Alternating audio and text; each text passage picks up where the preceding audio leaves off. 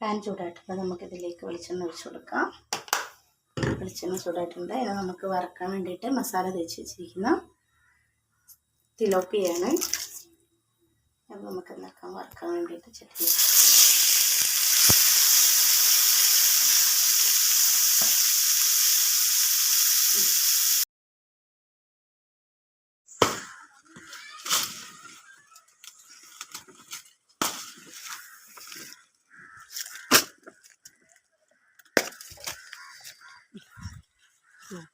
കിട്ടിയോ.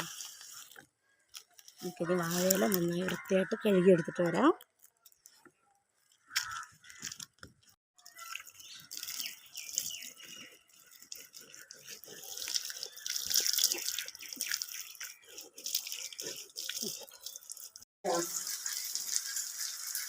നമുക്ക് വാഴയില ഒന്ന് നന്നായിട്ട് വാട്ടിയെടുക്കാം.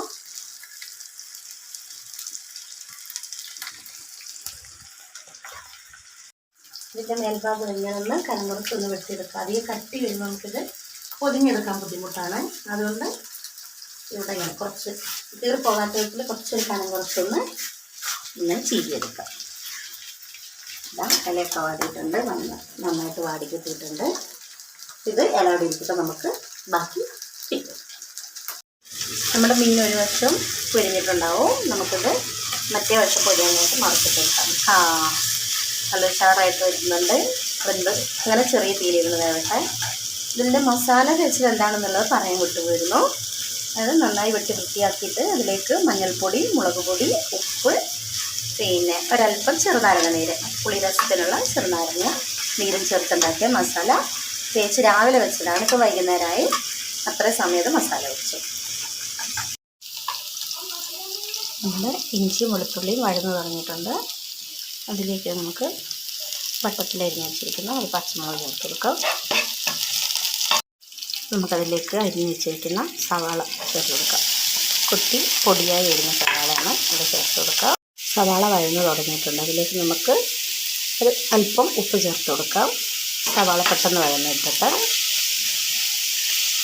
സവാള വഴറ്റുമ്പോൾ തന്നെ നമ്മൾ ഉപ്പ് ചേർത്താൽ സവാള നല്ല സോഫ്റ്റായിട്ട് പെട്ടെന്ന് വഴന്ന് കിട്ടും. സവാള വഴണ്ട് വന്നിട്ടുണ്ട്. അതിലേക്ക് നമുക്ക് കറിവേപ്പിലയും ചെറുതായി അരിഞ്ഞ് വെച്ചിരിക്കുന്ന തക്കാളി ചേർത്ത് കൊടുക്കാം.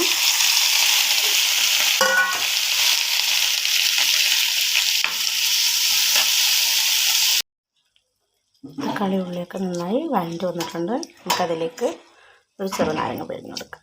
പുളിക്ക് ആവശ്യമായിട്ടുള്ള ചെറുനാരങ്ങ മതി. പുളിരസം കൂടുതൽ വേണ്ടവർക്ക് കൂടുതൽ പിഴിയാം കേട്ടോ. മസാലയിൽ പിഴിഞ്ഞ് ചെറുനാരങ്ങയുടെ തൊണ്ടിലുള്ള ഇത്തിരി നീരുണ്ട്, അത് ഊറ്റിയെടുക്കുകയാണേ. അയ്യോ ആ പുളി എക്സ്പ്രഷൻ കണ്ടോ. രണ്ടാളും ഒരുപോലെ ചെറുനാരങ്ങ പിഴിഞ്ഞ് അപ്പത്തിൽ കിട്ടണം. അതിലേക്ക് ആവശ്യമായിട്ടുള്ള മുളക് പൊടി,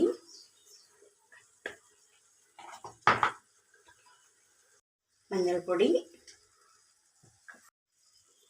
ഒരൽപ്പം കുരുമുളക് പൊടി. നമ്മുടെ മസാല റെഡി ആയിട്ടുണ്ട്. ഈ സമയത്ത് ഇതിൽ ഉപ്പുണ്ടോ പുളിയുണ്ടോ എന്നൊക്കെ നോക്കുക. എല്ലാ മസാലകളൊക്കെ കൃത്യമാണോ എന്ന് നോക്കിയിട്ട് കുറവുള്ളത് എന്താണെന്ന് വെച്ചാൽ അതൊക്കെ ചേർത്ത് കൊടുക്കുക. നമുക്ക് തീ ഓഫ് ചെയ്യാം. നമുക്കിനി വാഴൻ്റെ ഇലയിലേക്ക് മസാല ഒന്ന് പരത്തി വെച്ച് കൊടുക്കാം.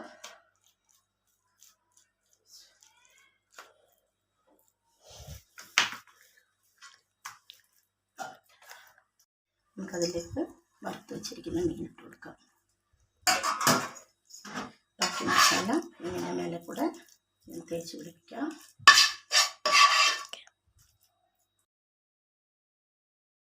അത് പൊതിഞ്ഞ് കെട്ടിയെടുക്കാം.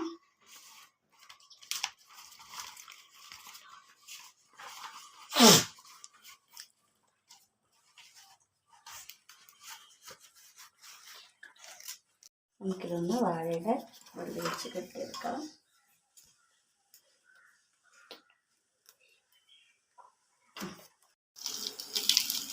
നമ്മുടെ പാന് ചൂടായിട്ടുണ്ട്. അതിലേക്ക് വെളിച്ചെണ്ണ ഒഴിച്ചു.